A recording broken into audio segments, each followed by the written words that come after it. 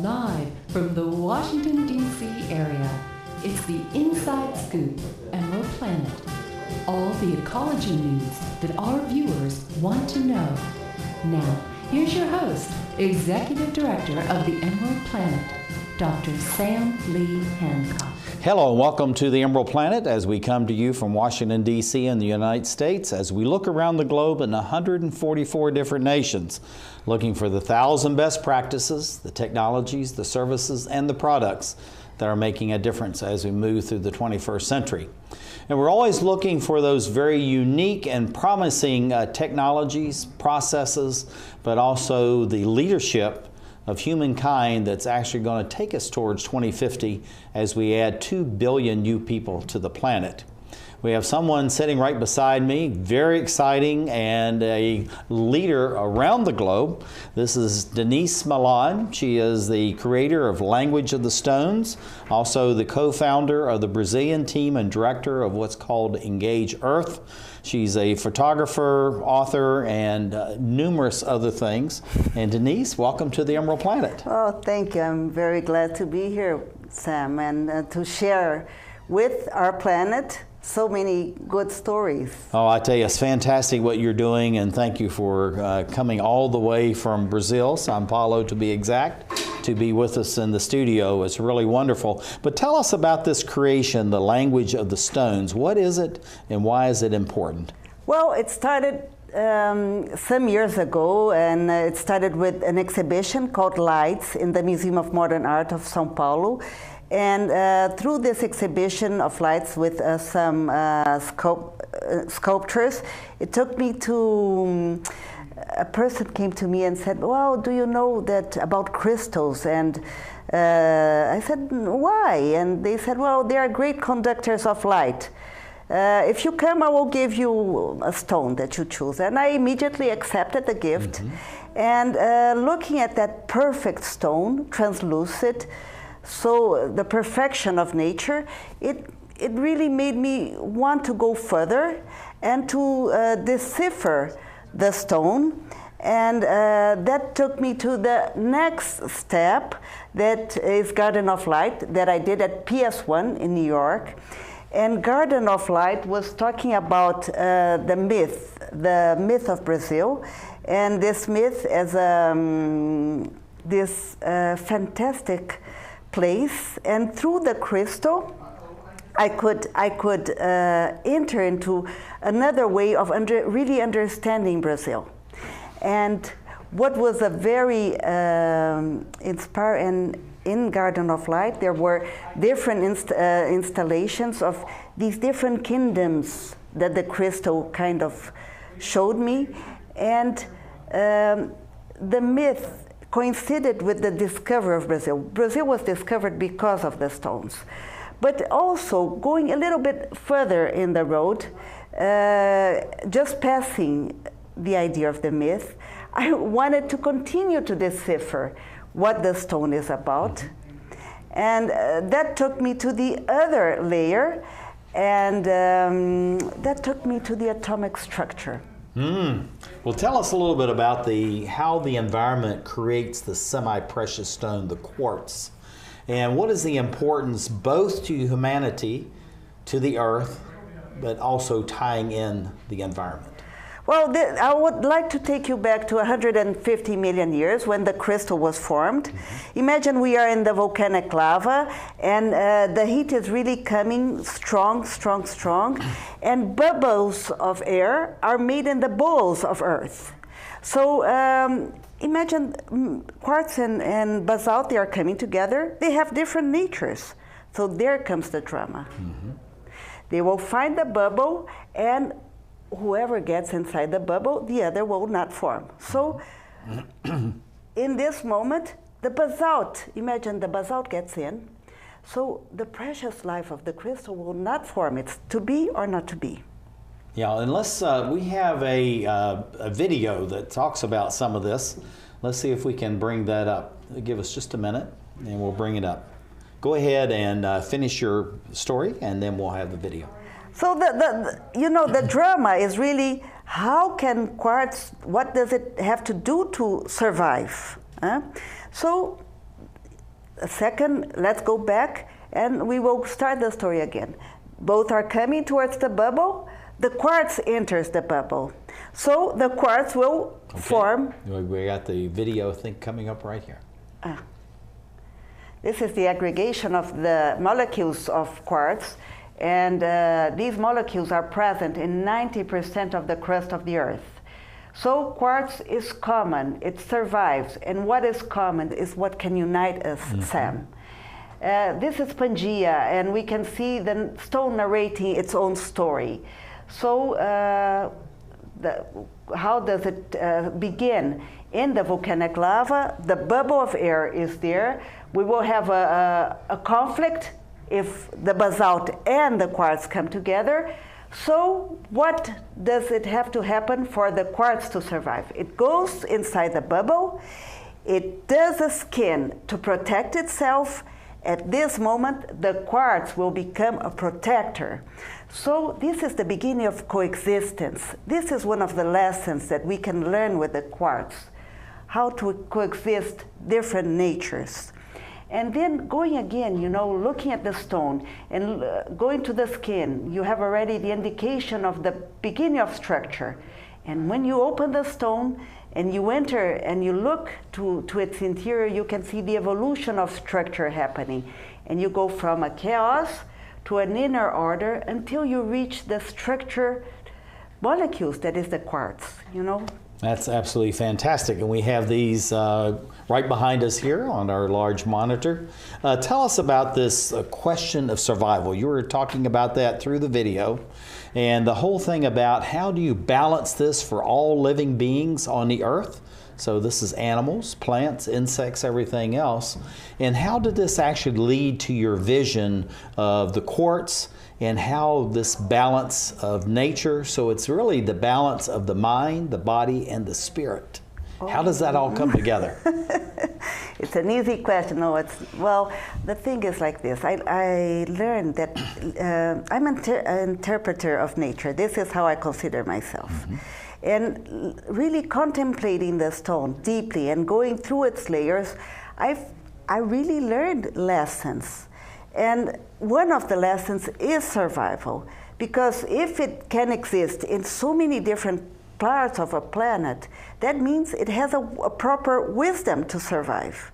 And maybe there are lessons we can share and bring to our species, and we as a species can survive.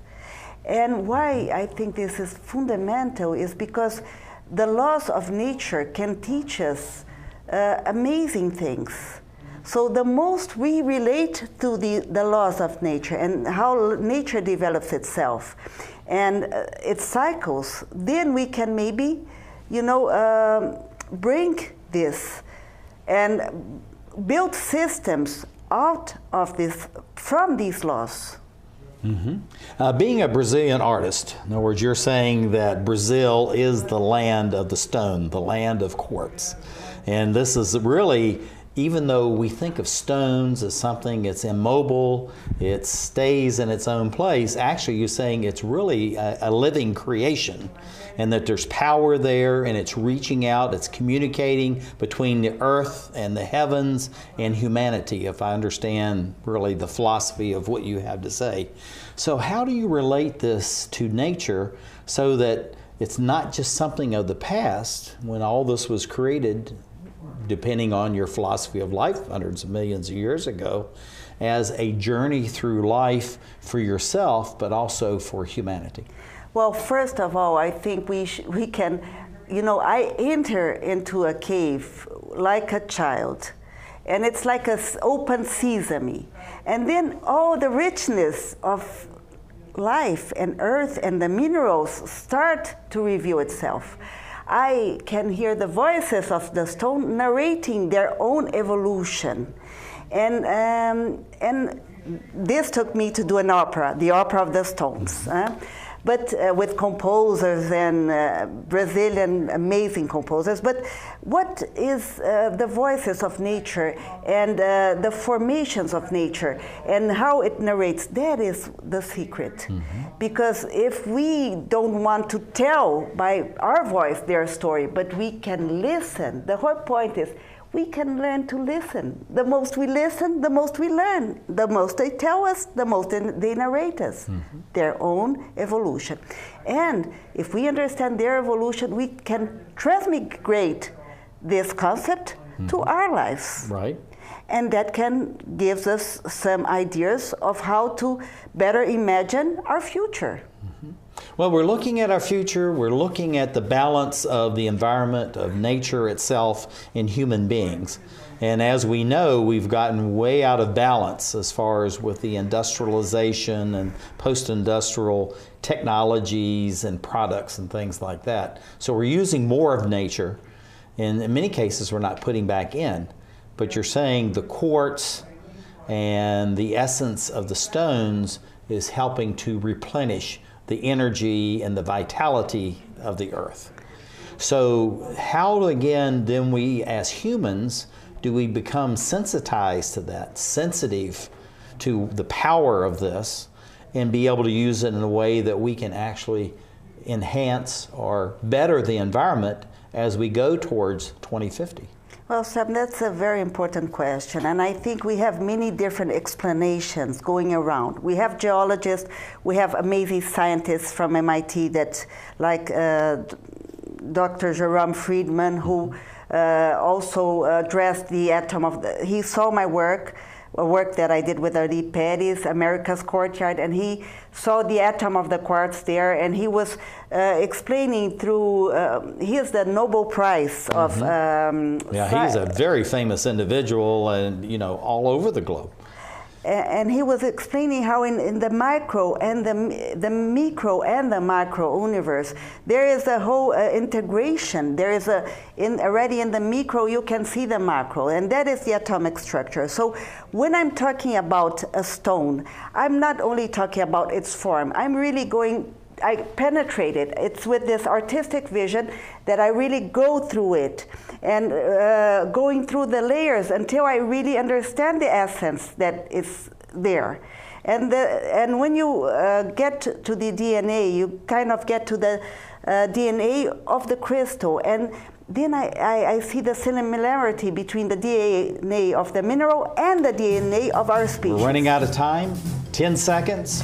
What do we need to think about as far as the earth, the future, and involving all of nature? We have to remember that we are part of a bigger system.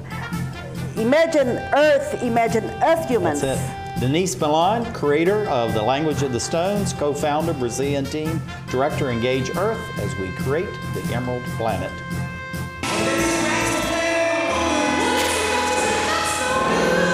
Listen to smoke before you give it a try. Only you. Don't play with matches. Don't play with fire. Cause there's nothing very nice. Homeless mind. So if a gorgeous force is what you desire, don't play with matches. Don't play with fire. Only you can prevent wildfires. Fire. Why don't you just wash your car at home? When I wash my car, everything runs down the street and down into the storm drains. With all the chemicals in the soaps and waxes, the last thing I want to do is poison my own drinking water. At least here, it's all contained and recycled on site. That's why I also take my car in for oil changes instead of doing it myself. I might take a chance on spilling stuff. You know what the best part is? What? More time to kick back and watch the game. How far would you go to protect the planet? I want you to build an ark. Here we go. Okay, that's good. Oh, okay. Ow! Maybe there's another way. People, the flood is imminent! Is it too much to ask for a little precipitation? Go to fightglobalwarming.com to find out what you and your community can do to reduce global warming pollution.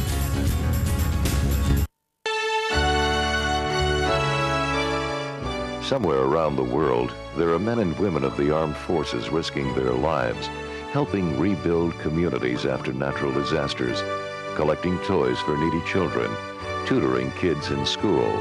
These are your sons and daughters who work to keep us safe, secure, and free. Dedicated men and women who put their country first.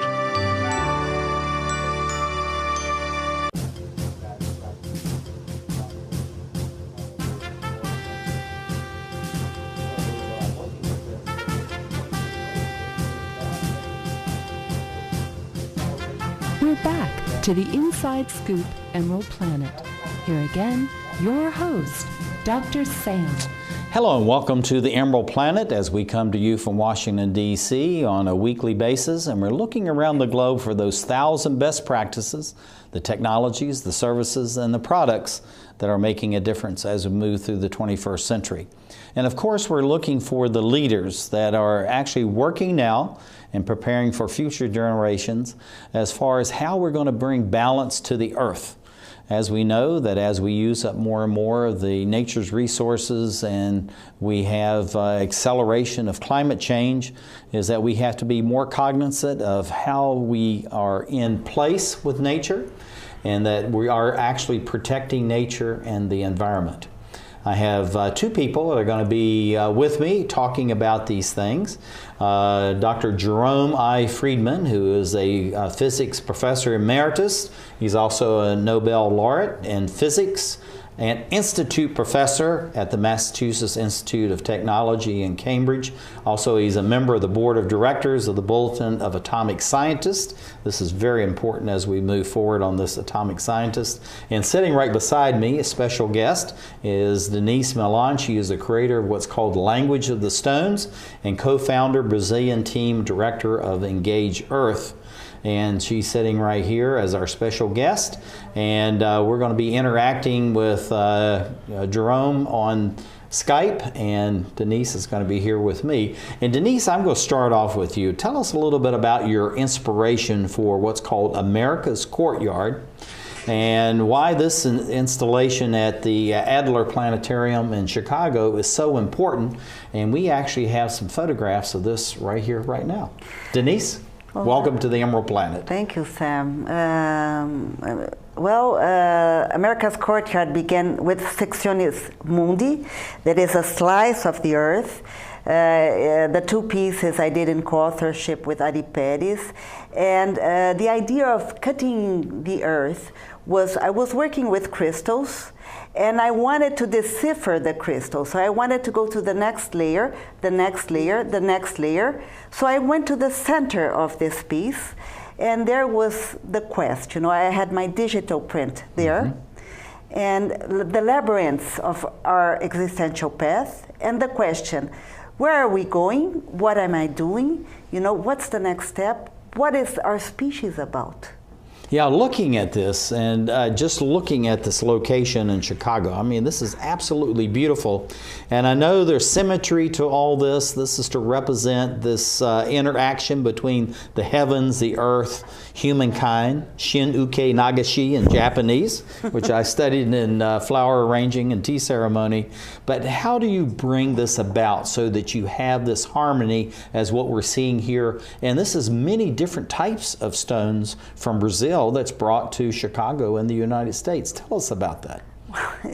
It was an immense work, and it weighs 40 tons, and it brings all the stones, the idea of all the stones of the America, symbolizing diversity and how diversity can find a moment of coexistence. So after some years, it was replanned to be, it was first at the Millennium Park, and then it was replanned to be at the museum campus in front of the Adler Planetarium. And an arc astronomer, when she saw our formation, she said, couldn't we lay this one that looks like the Milky Way? And it was aligned with the solstice and equinox of Chicago. And that was really, it created another whole idea. You know, it really connected the stones with the stars. Yeah, this is just absolutely incredible. And looking at this location, I mean, this is just absolutely pristine. And so tell us about this location. Why did you select this? And why a Brazilian to Chicago? Well, let's link Denise, to America, okay? Well, first I'll go back. I always follow the stones, and I think that when you follow the laws of nature, they will take you to where they should be. That's why I'm here. No, but in America's no, that's Courtyard. Exactly why you are here. And America's Courtyard is there. It was really an invitation from the city of Chicago, the Cultural Center, and but the whole way and the team of professionals that participated in it was something that it really came.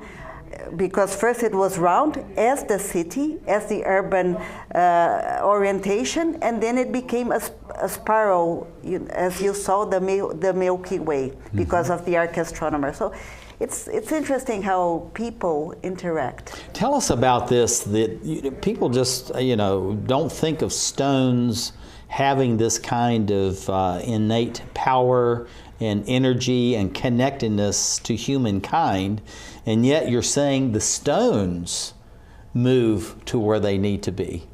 And so in a sense, it's almost like it's divine intervention that's bringing these, and humankind is allowing the stones to be at the very spot where they need to be, such as like a Stonehenge or something like that. So looking at this configuration that we have right here, how is it that the stones wanted to be in this place, and what is the energy or the power this brings to a city, a very large cosmopolitan area like a Chicago?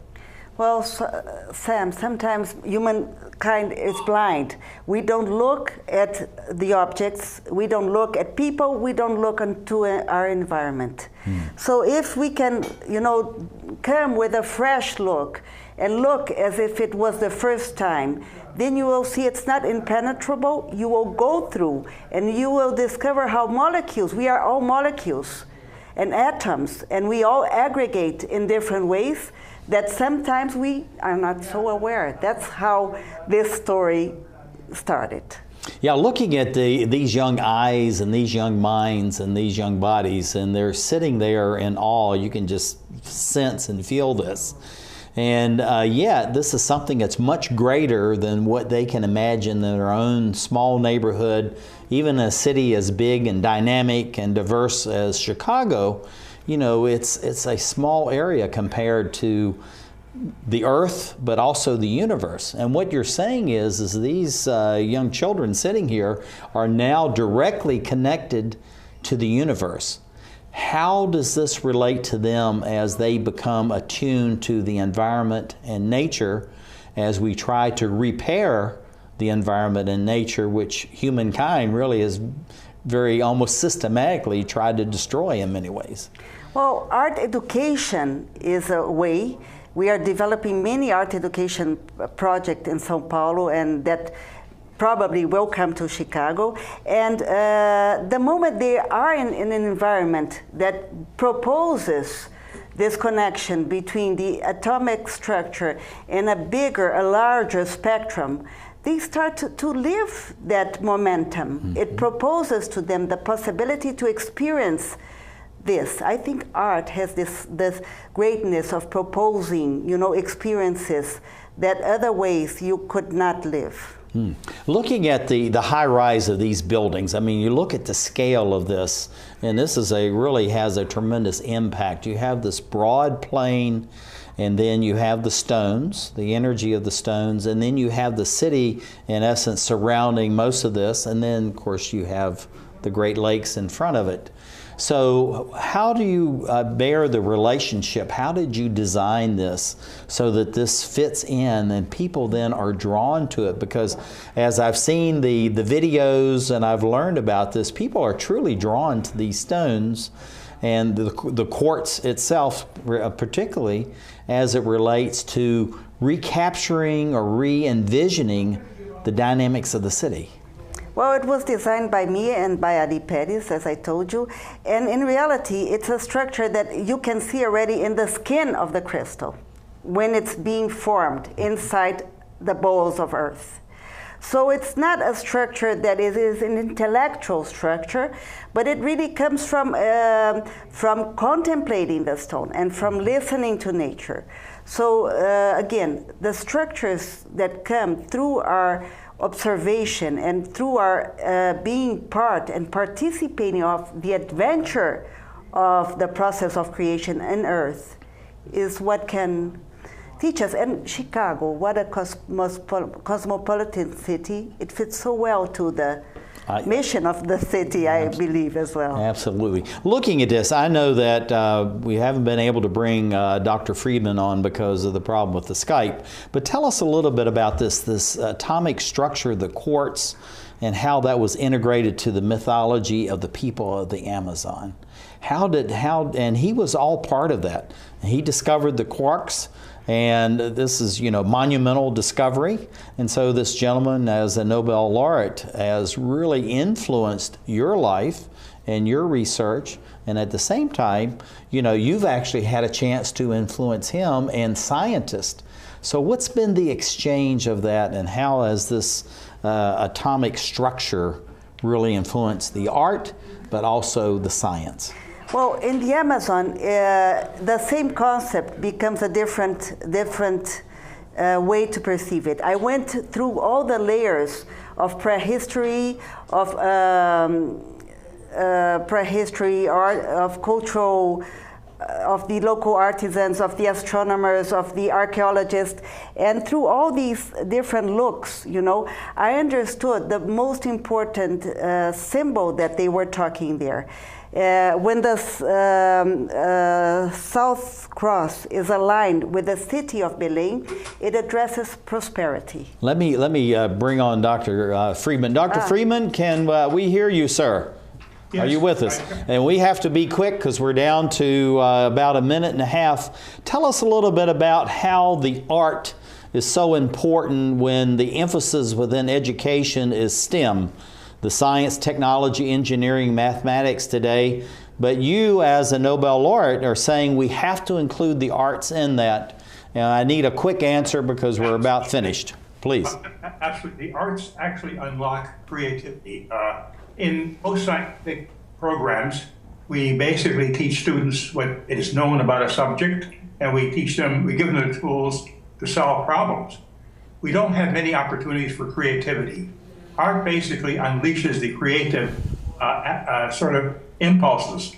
For example, doing art, one has to find solutions, not prescribed by rules, but something that comes from some internal points of view, from intuition, imagination. Now, this is a well, Dr. Friedman, we've actually going to lose you right now because we have to cut out, but thank you for being with us, sir. I think it's just absolutely fantastic, the work that you've done over many years, going from an artist yourself into physics.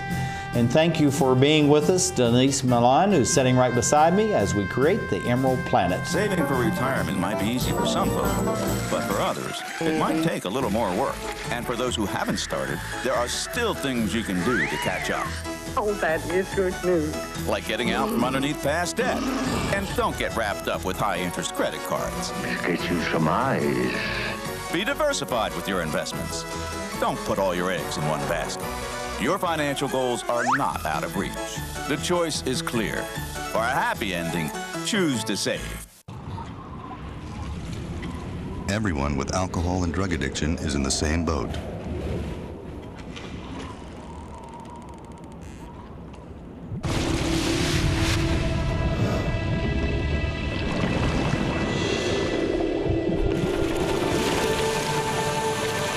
With treatment, you can find solid ground.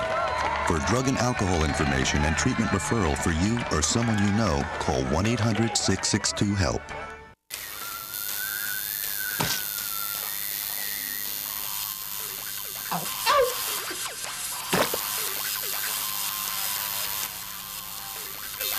Dude, are you sure you want this tattoo? Because just do it.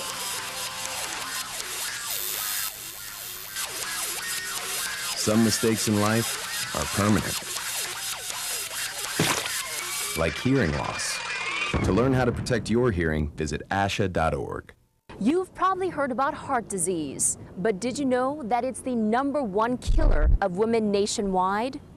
Heart disease claims more lives each year than breast cancer, lung cancer, or strokes combined. But there are steps you can take to protect yourself against it. For more information on how you can prevent heart disease, contact your local American Heart Association or visit their website at www.americanheart.org.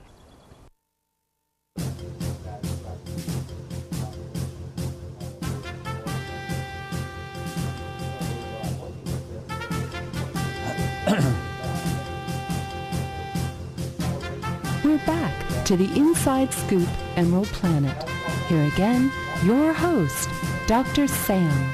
Hello and welcome to the Emerald Planet as we're looking around the globe in 144 different nations. We're looking for those that are actually the leaders as we move towards 2050 and a planet of about 9 billion people, and how we're going to be able to provide an increasing quality of life instead of just an existence. And we have two people that are going to be joining us. They're going to be talking about this and how to actually what's called engage Earth, and how we bring humanity to protect and to nurture the Earth at the same time as Earth is nurturing and protecting us. And we have to be cognizant of this, and that's why we're going to have this with Denise Milan sitting right beside me, the creator of Language of the Stones and co-founder of the Brazilian team and director of the Engage Earth. And then we have Dr. Jeffreen M. Hayes, who is a principal of Bridge Arts, very important organization in Chicago. She's also a curator, scholar, educator. I'm going to add to that, I understand, as a very famous designer as well. So, Jeffreen, I understand that you're here by Skype. Welcome to Emerald Planet. Thank you. We're really glad to have you here. So, thank you for joining us. And Denise is sitting right with me, so we're going to have a very good time together. But tell us a little bit about how the arts help to transform and build community, and also to transform and build the youth that are going to be our leaders as we move through the 21st century. And then we're going to talk a little more about Engage Earth. Sure. Artists have unique ability to see beauty in areas and people that are very often deemed unworthy of access and opportunity. When artists gracefully enter communities, respect and listen to those individuals, the individuals in turn begin to tap into their empowerment and also see the beauty and good around them. With the artist as the seer and the connector, the individuals use their voice and begin to understand that working collectively makes their community better. And this is a great way to train up the youth to become leaders. Well, I tell you, it's absolutely fantastic what it is that you are doing, and also it's very interesting how that Brazil is having influence in the United States in this transformation. When I was there with the United Nations in Rio de Janeiro, we had a chance to go out to the favelas, and the energy that you have there, and you just see how the people really are reaching out not only to themselves and within their cities, but also beyond the borders of Brazil. So looking at this Engage Earth, how do you see this interaction between Brazil and the United States, and the importance of this among youth, but also women and the general community itself? The great thing about Engage Earth is that it's a project and a model that encourages access, education, inclusion, and diversity, which is all absolutely necessary for these kinds of transformations to happen. And in underserved and urban communities in the United States, sometimes the art projects don't fully consider these areas with intentionality. And that's the beauty in Engage Earth.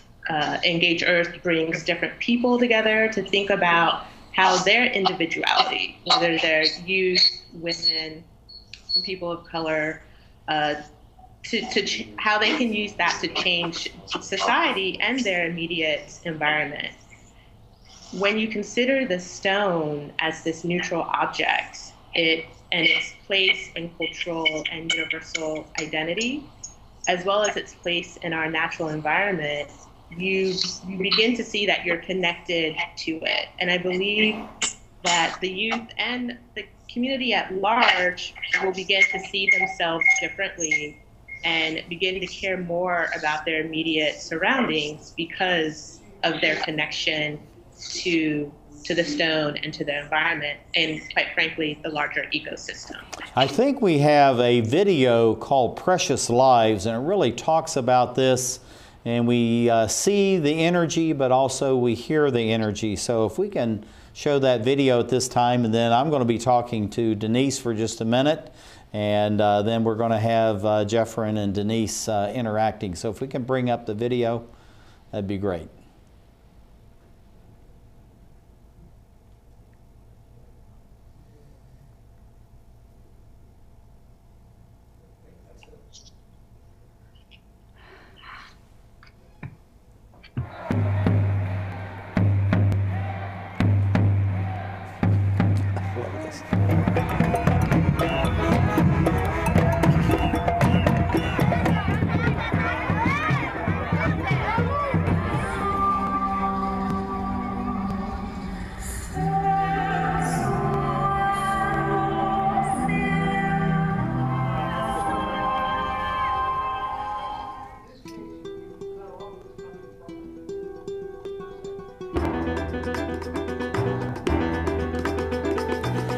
Desatando os nós, coordenatriz descobre que é possível fluir,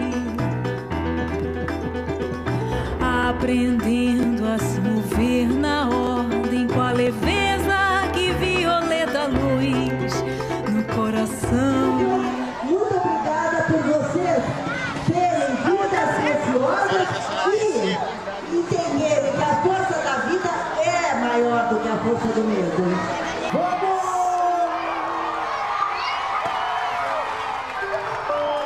Voz das vozes. Well, Denise, looking at this is just absolutely incredible what Brazil is bringing to the United States and how they're connected. And Jeffreen, thank you for talking about that connectedness, but at the same time, how we're energizing the communities and energizing people in the total society. So looking at this, what is the vision, the mission of Engage Earth as you perceive it from the Brazilian perspective? Well, it began in a very organic way. It's done by a team of professionals, really skilled professionals, constructing the story together with the community and listening to the community.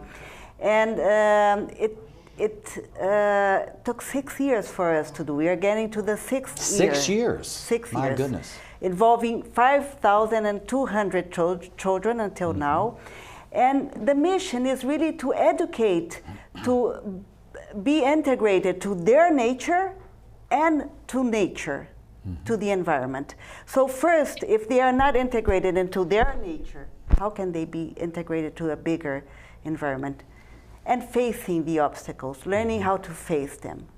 Well, looking at what Jeffreen was talking about earlier as far as this connectedness and bringing the youth to understand themselves, to understand their families, the community around them, and the greater society, how can the youth, many of them they're in very challenging areas, living in the favelas, and having been in 5 or 6 of those, it really is challenging.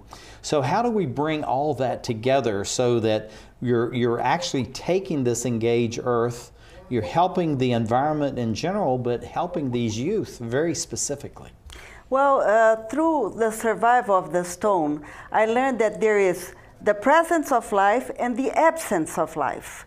So in their lives also, everything that is drugs, violence, everything that takes them out of their possibility of dreaming is the absence of life. So they name it and they know that that is the basalt, and they go in search of the life force. So they go in search of survival, of being quartz.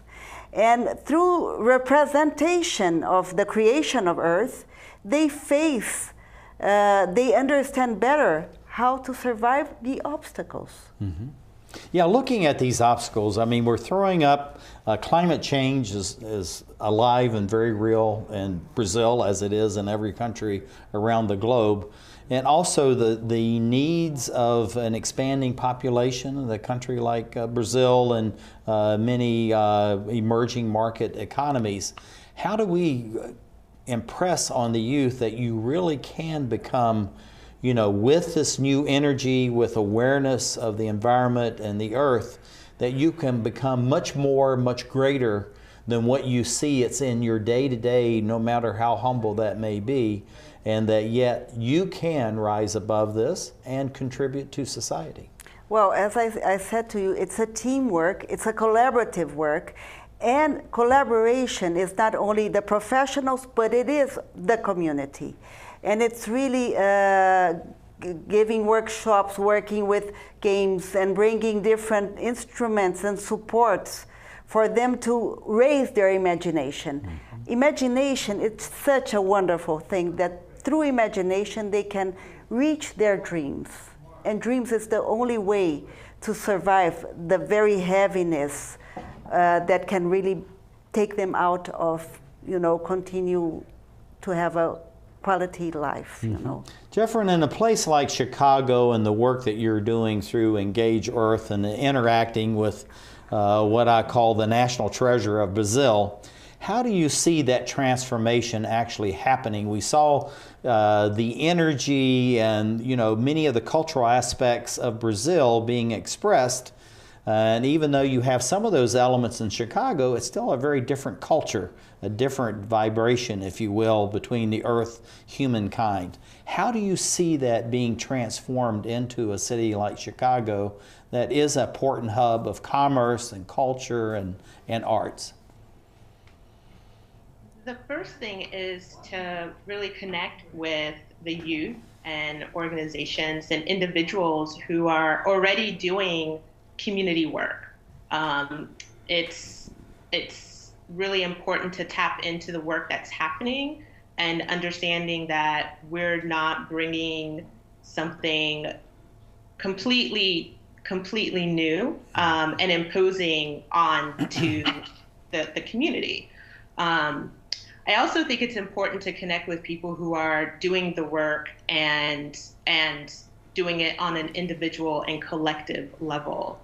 And the most important thing, I think, in general with doing this kind of work is talking to the community and listening. And I know that Denise has shared that that's how the project grew in Brazil.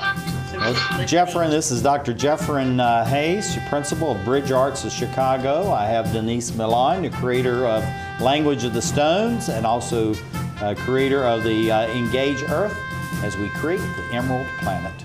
I need a job. Necesito trabajo. I would like to speak English better. Me gustaría hablar inglés mejor. I want to be a U.S. citizen. Quisiera ser ciudadano de los Estados Unidos. For over 35 years, por más de 35 años, the Hispanic Committee of Virginia has been serving our community. El Comité Hispano de Virginia ha estado sirviendo a nuestra comunidad. Job training and placement, capacitación, ayuda para conseguir trabajo, education for children and adults, educación para niños y adultos, immigration, naturalization, and medical referrals, ayuda para los procesos de inmigración y naturalización y orientación sobre médicos are a small part of what we do. Son solo una pequeña parte de lo que hacemos. For help, information, or to volunteer, para ayuda, información o para ofrecerse como voluntario, contact the Hispanic Committee of Virginia. Comuníquese con el Comité Hispano de Virginia, helping everyone participate more fully in American society. Ayudando a todos a participar plenamente en la sociedad norteamericana.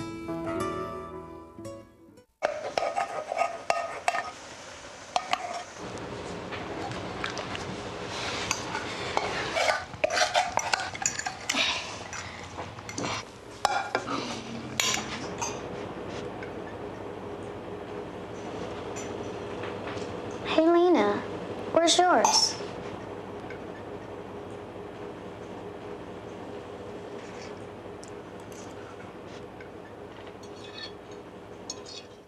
Would you notice if you were missing half your kidney function? According to the National Kidney Foundation, 20 million people have chronic kidney disease, and 20 million more may be at risk and not even know it. Anyone with high blood pressure, diabetes, or a family history of chronic kidney disease is at risk. Early diagnosis is vitally important. To get the whole story, talk to your doctor and visit the National Kidney Foundation at kidney.org or call for a free brochure. Because when it comes to chronic kidney disease, you might not know the half.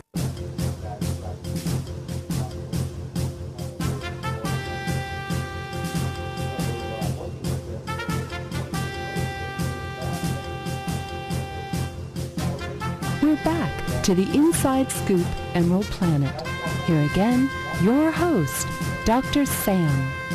Hello and welcome to the Emerald Planet as we come to you from Washington, D.C. in the United States on a week-to-week basis, looking around the globe in 144 different nations, looking for the 1,000 best practices, technology, services, products, and of course the people that are making a real difference as we move forward towards the 2050. And as we go to a planet of 9 billion people, how we're going to be able to provide for their welfare, but actually to enhance the planet and at the same time enhancing their life. And we have two women that are very dynamic and have been involved in this activity for much time. Coming in by Skype is Dr. Naomi H. Moniz, who is the Department of Spanish and Portuguese, Brazilian Studies and Comparative Literature at Georgetown University, retired. And sitting right beside me, all the way from Sao Paulo, Brazil, is our very special guest, Denise Milan, who is the creator of The Language of the Stones and also co-founder of the Brazilian team and director of what's called Engage Earth. And Naomi, I understand that you're already here with us by Skype? Yes. Hi, Denise. Hi, Sam. Welcome. Thank you for having me in your program. We're really glad to have you, and it's amazing we have you on Skype, although you're from Georgetown University, just not too far from us, but welcome with us this evening. But tell us a little bit about the interactions that you've had with Denise, Naomi, and the essence of the stones and the quartz and how that relates to sustainability. When we'll put in there resiliency, which is very important, and how this eco-activism is really important as we move through the 21st century. Sure, yes. You know, her understanding of the Earth as a living organism and the interpretation of the energy of atomic molecules processes that underpins all the life of this planet as a symbol for her work is an urgent message because of the fundamental challenges that we face as human race presently. First, climate change. Earth has entered a new geological era of our own making on the planet, the Anthropocene, our big footprint in the planet, which is now in the process of what some people call the sixth extinction. And second, we are at a historical moment of global changes, economical, political, ideological, and spiritual crisis. Well, I'm glad you tied all that together because many people look at this as can all be solved by technology. And I think Naomi and, of course, Denise would agree with us that it's not all about the technology, but we have to somehow enhance and engage the human spirit, so we have this mind, body, and spirit balance. And that's something that, in looking at the mist of the earth, which is something that is an exhibit that was at the Woodrow Wilson Center and also was published as a book, and also I think there's a CD and DVD about that. But tell us about what the mist of the earth can tell us, can educate us about, again, this very delicate balance as we go towards 2050? Sure. Well, you know, Denise's exhibit is really a celebration and a call for protection of the peoples of the Atlantic forest and their environment, with its rich fauna and vegetation. And you can see in her photographs and in her photo collages, it's a cornucopia of men morphed into parrots, plants, mother and child blooming like tropical flowers such as lianas, orchids, and bromeliads. 500 years ago, the Atlantic forest of Brazil covered approximately 330 million acres, and that's about twice the size of Texas. But today, more than 85% of this forest has been destroyed. And though it's a small size compared to the Amazon rainforest, the Atlantic forest still has a range of biological diversity similar to that of the Amazon. The Atlantic forest has suffered the most from the impact of Brazil's population growth and development ever since the Europeans first landed in Brazil in the 1500s. And today, less than 2% of what's left of the forest is under protected status. And the Atlantic forest harbors around 2,200 species of birds, mammals, reptiles, and amphibians, 5% of vertebrates on Earth. And this includes nearly 200 bird species that are found nowhere else. And 60% of Brazil's endangered animal species call this place home. And furthermore, the forest is also home to around 2,000 species of plants, represents 8% of the Earth's plants. New species of flora and fauna continue to be discovered. Well, I tell you, that is an impressive story, and it's just amazing the diversity and also the power that's contained in the riches and the resources, Denise, within Brazil. Tell us a little bit about the fishermen and also the villagers in the midst of the earth. Why is it important that we listen to these indigenous tribes? And what did you learn yourself that's then been translated into all the work that you're doing as far as your studio and this creative burst of energy, I must say, that's been shared actually all around the globe? Well, Sam, the fishermen, the community of fishermen, I had the experience in the Cairo Sul. They can be compared with all other ancestors of the land.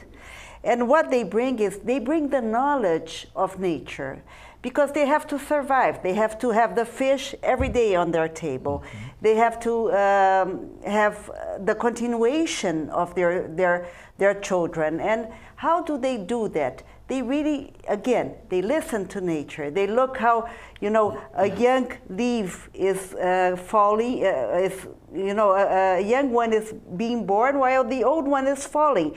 This is what they call the cycle of life. It's not about, oh, death, it's terrible, no, this. No, it's part.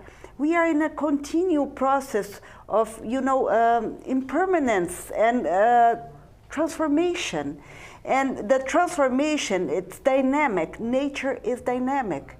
And they bring this to their daily lives. Mm-hmm. Naomi, looking at this dynamic that Denise is talking about, and how the flora, the fauna, and humankind that's interacting in all this within indigenous peoples and the culture that they have, many people would say that's old, it's no longer relevant to the world.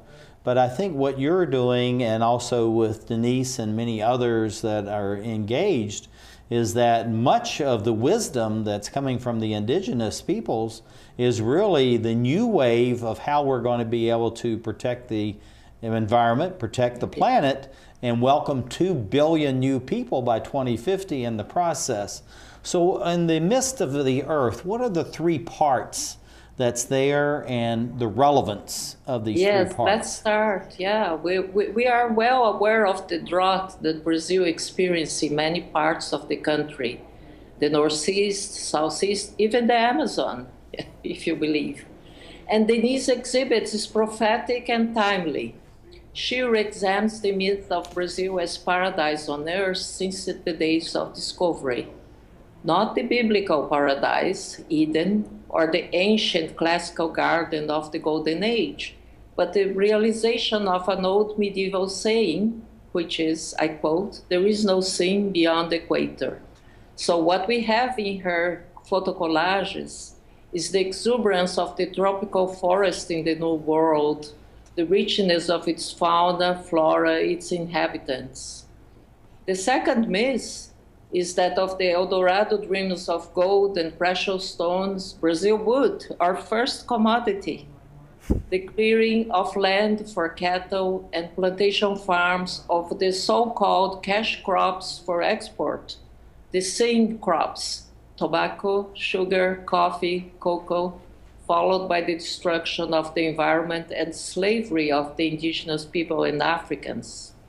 The third myth is Denise's reimagined the prehistoric paradise eons ago, when our continents were a special island of the blessed, represented by rocks formed at the time, the blue stone present in both New World, Bahia and Africa, and recreated in many of our installations, and called Amafrica, America and Africa, and the Pillory in Bahia.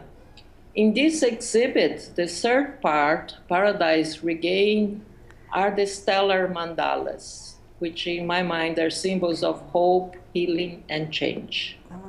Well, looking at all that, the mandalas, the stars, are the synthesis of what Denise's trajectory, as you say, as far as her artwork, and then, of course, the sculpture and many of the art education projects that she has. Can you expand upon how you think that's important? And we have to be quick. We only have about 30 seconds left. Okay, what first comes to my mind there was William Burke versus Blake in the verses of the poem Auguries of Innocence. To see the world in a grain of sand and heaven in a wild flower, hold infinity in the palms of your hand and eternity in an hour. A mandala is a spiritual and ritual symbol in Hinduism and Buddhism, and the monks spend days designing it to represent the universe as a whole. After it's finished, it's swept away and the sand thrown in the river. Its message is about interconnectedness and impermanence, and central to impermanence is the idea of change. Well, Naomi, thank you for sharing that with us. And actually, I had several days to spend with the representative of the Dalai Lama and actually watched the creation of one of those mandalas. But we have absolutely run out of time, Denise. This has been very enlightening. What do you see for the future of your work, the studio, and the art education that you're doing? And you have about 15 seconds to say all that. Well, that it brings prosperity for our species, and these lessons can be shared in, you know, we listen to nature. Let's listen to nature. I think. Good job. Naomi Moniz is from Georgetown University. Denise Milan, creator of Language of Stones, co-founder, Brazilian team of Engage Earth. Thank you for being with us as we create the Emerald Planet. Good night. Thank you.